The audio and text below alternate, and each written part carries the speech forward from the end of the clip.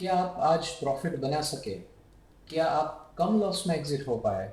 या फिर आज आपने कैसा प्रॉफिटेबल ट्रेड किया? बस यही चीज़ जानने के लिए आज का वीडियो पूरे तक देखिएगा।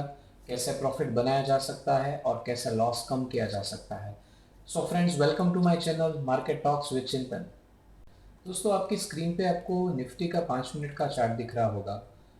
If you very regular with this series, अगर आपने बहुत क्लियरली ये सीरीज देखी है तो आपको पता होगा कि कल का जो रेजिस्टेंस था वो ये था, और कल का जो सपोर्ट था, अगर मैं इसको जूम आउट कर लूँगा तो आपको पूरा प्राइस एक्शन दिखेगा। कल का ऑलमोस्ट जो सपोर्ट था वो ये था। तो हमने जैसे बात की थी कि अगर इन दोनों के बीच में मार्केट रहेगा तो मैं ट्रेड नहीं लूँगा, अगर इसको ब्रेकआउट करेगा तो ही मेरा ट्रेड होगा। और अगर आप देखोगे बहुत ही क्लियरली, तो you can clearly see here कि फर्स्ट कैंडल के हाई को मार्केट ने ब्रेक किया, और फर्स्ट कैंडल का हाई था 24,980।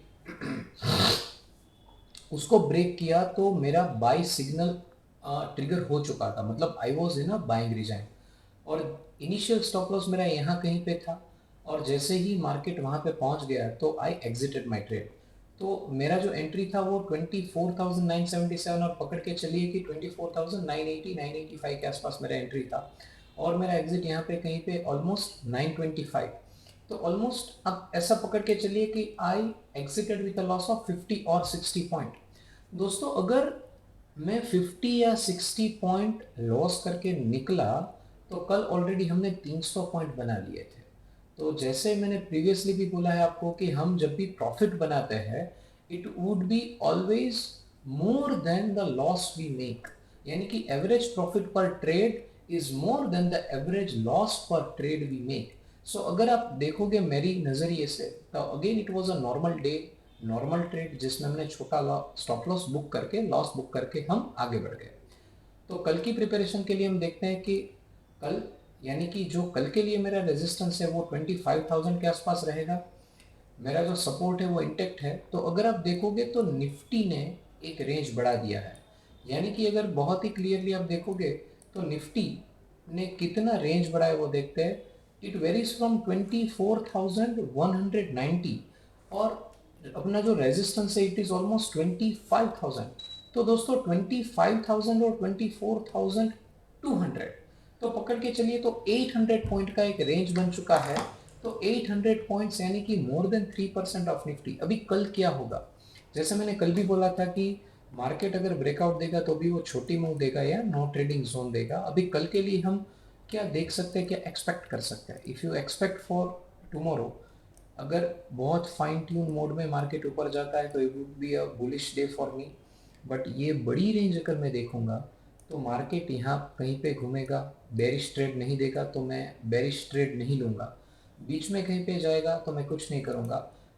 पर बेटर अंडरस्टैंडिंग के लिए अगले 2-3 दिन में क्या हो सकता है वो हम समझ सकते हैं कि अगर रेजिस्टेंस के नज़दीक अभी मार्केट ने बंद यानी कि क्लोज दिया है, it means market is targeting towards a higher move, upper direction में मूव टारगेट कर रहा है। पर अगर वो अपर डायरेक्शन में मूव नहीं टारगेट कर रहा है तो क्या हो सकता है?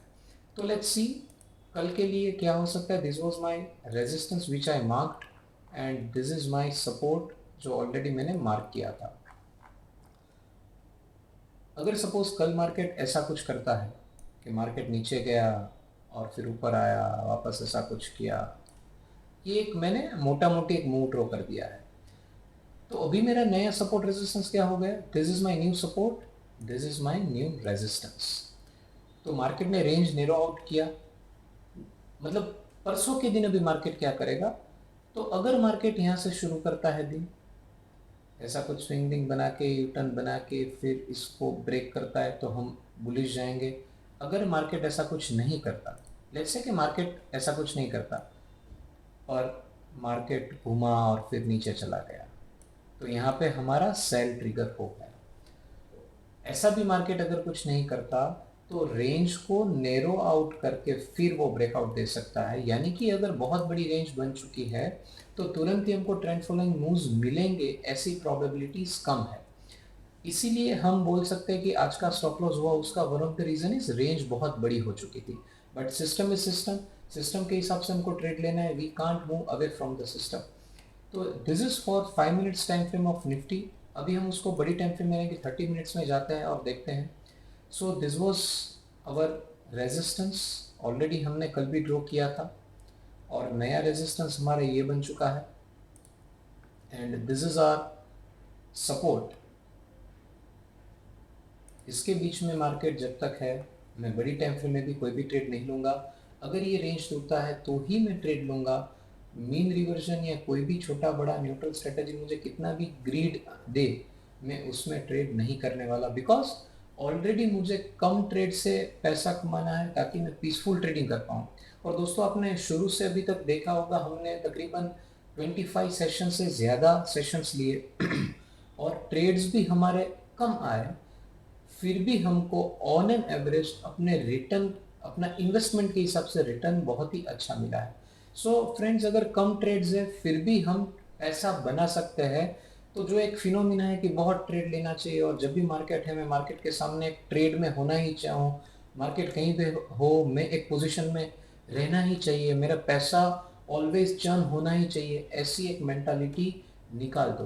बिकॉज ऑलवेज मेरा रिस्क कम है और मेरा प्रॉफिट ज़्यादा है, तो वर्ल्ड की कोई भी मार्केट में मैं पैसा बना सकता हूँ और ऑलरेडी हमने देखा है और आगे भी हम देखते जाएंगे।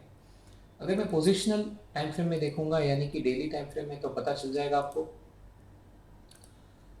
मैंने प्रीवियसली भी ऐसा बोला था कि ये एक मेरा बड़ी टाइम फ्रेम का रेजिस्टेंस है और ये मेरा सपोर्ट है। अगर मार्केट ये ब्रेक कर देगा तो I would be in bullish resign, और मार्केट आज ऊपर खुला फिर थोड़ा ऊपर गया तो मेरा ये बाइंग ट्रिगर हो चुका था, तो ये स्टॉप लॉस लगा के मैं अभी बुलिश जोन में हूँ। So I can say that positionally मेरा व्यू बुलिश है। और अगर पोजिशनल ट्रेड के हिसाब से अगर मुझे कोई पूछेगा कि मुझे छोटी टाइम फ्रेम में ट्रेड लेना है को रिलेशन विद पोजिशनल या बड़ी टाइम फ्रेम, तो what should be my bias should be always bullish. तो छोटी टाइम फ्रेम में जितने भी मुझे बुलिश ट्रेड्स मिलते हैं मैं लूंगा, बेरिश ट्रेड्स जो मिल रहे हैं मैं नहीं लूंगा, because my larger time frame is in a bullish resign. So this is with positional time frame of Nifty. अभी देखते हैं बैंक निफ्टी में क्या हुआ होता और क्या नेक्स्ट डे के लिए होगा।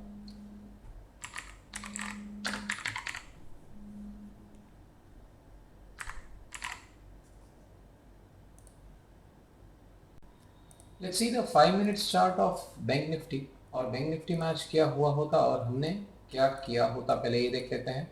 दोस्तों अगर प्रीवियसली आप देखोगे तो दिस वाज आवर रेजिस्टेंस 51,500 के आसपास कुछ अपना रेजिस्टेंस था, और अगर मैं इसको जूम आउट कर लूँगा तो we can clearly see how the price action behaved, और अपना जो सपोर्ट था वो यहाँ कहीं पे था। दोस्तों अगर ये पूरा रीजन हमने अगर बहुत क्लियरली देखा होता तो yesterday also I seed that कि ये जो रेंज है ऑलमोस्ट 1000 पॉइंट यानी कि 2% के आसपास है, और आज लकीली ये रेजिस्टेंस के ऊपर ही मार्केट खुला और ऑलमोस्ट मुझे बाइंग मिला था 51,837, पकड़ के चलिए 840 845 में बाइंग कर लेता। मैंने बाई कर लिया और today's low was my initial stop loss. फिर मेरा ट्रेलिंग स्टॉप लॉस एक यहाँ पे आ जाता, जब ये हाई टूटता तो this would have been my trailing stop loss. फिर इसके ऊपर भी मार्केट गया तो this would be my trailing stop loss. तो अगर ये लेवल आप देखोगे तो ऑलमोस्ट 52,100 के आसपास मैं एग्जिट हो चुका होता। मेरी एंट्री थी ऑलमोस्ट 51,840 और मैं निकला 52,100 के आसपास। तो अगर आप उसको पकड़ के चलोगे तो निफ्टी बैंक में मुझे एक बहुत ही अच्छा प्रॉफिट मिला, and this profit ranges from 51,840 से लेके 52,100, मतलब ऑलमोस्ट 250 260 पॉइंट्स। उसमें से अगर मैं स्लिपेज या थोड़ा बफर ऐसा कुछ भी रख देता तो राउंड अबाउट 230 से 240 पॉइंट्स का तो मुझे प्रॉफिट मिल ही जाता। सो this is regarding how bank Nifty behaved today. और दोस्तों एक चीज मैं आप सबके ऑब्जर्वेशन में रखना चाहता हूं, अगर मुझे ये प्रॉफिट मिला तो मुझे क्या करना चाहिए, मुझे और भी मेरा पैसा उसमें इन्वेस्ट करके सारे ट्रेड्स लेने चाहिए।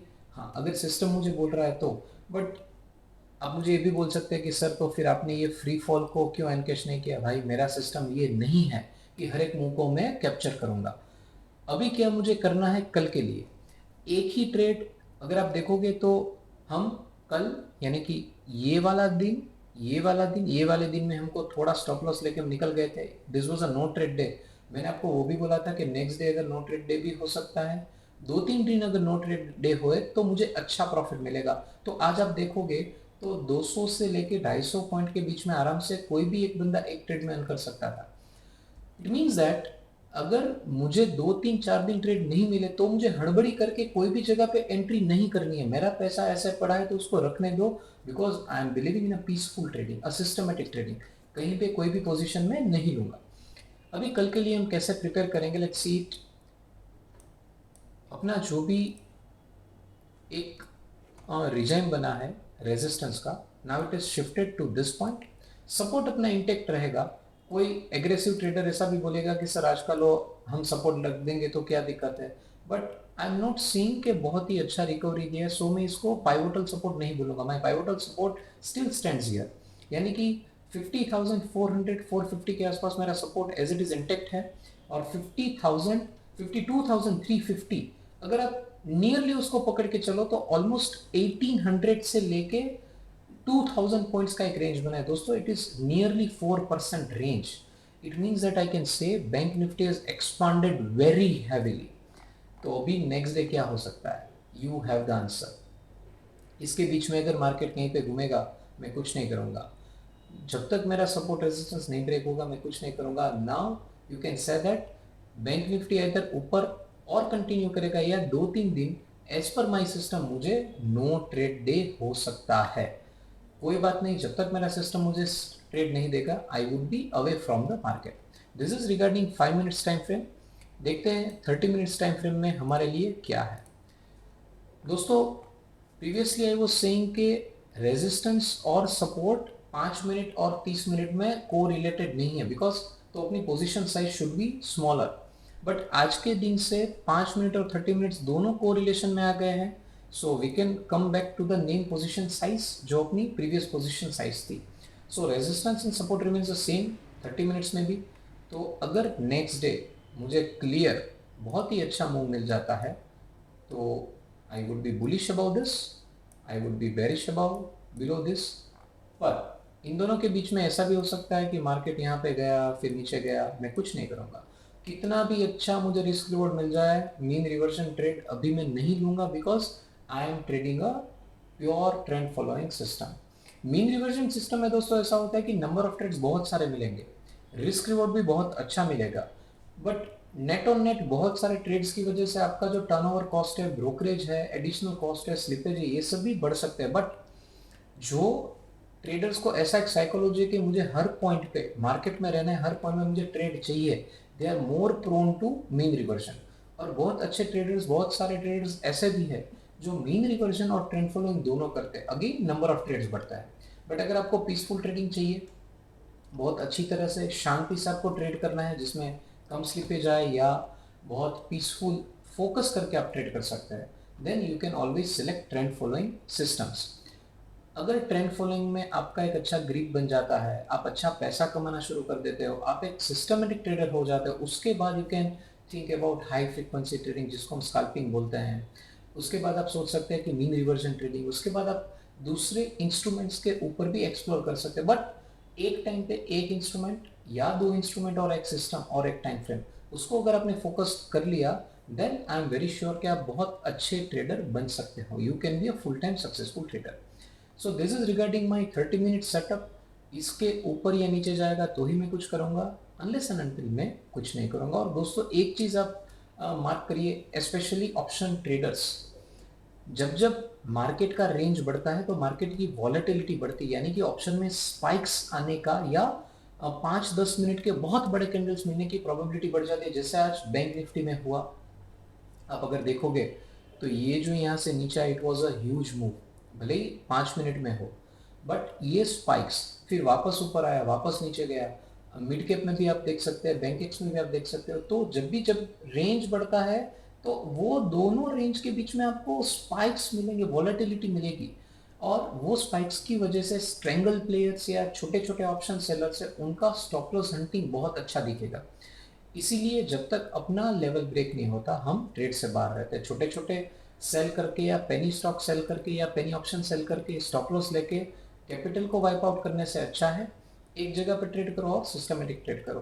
तो जो दोस्त ऑप्शन सेलिंग करते हैं वो खास ध्यान में रखिए, जब भी रेंज बढ़ता है options will give more spikes. It is my own experience. I'm having 100% right to be wrong.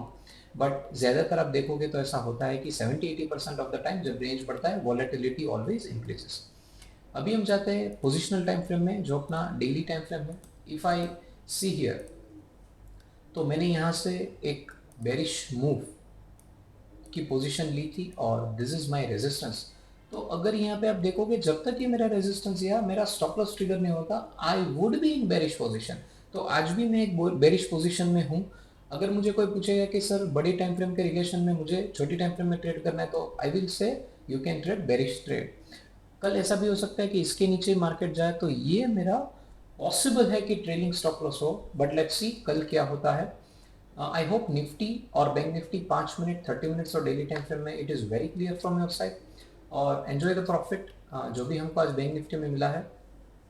अगर कोई दोस्त को स्टिल अपने इस सिस्टम में जो बहुत ही सिंपल मैंने रखा है कोई भी डाउट है डिफिकल्टी है, तो you can always reach out to me on talk to चिंतन।